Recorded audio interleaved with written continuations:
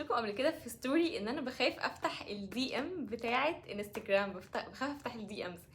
مش بخاف افتح الدي امز علشان انا مش بعرف ارد، لا انا لساني اسال اصحابي يعني. انا برد وبرد قوي، يمكن انا بخاف اصلا افتح عشان بخاف من ردي. سوري، انا قلت لكم ده المايك من جوه يا جماعه. افشل انبوكسنج في الحياه.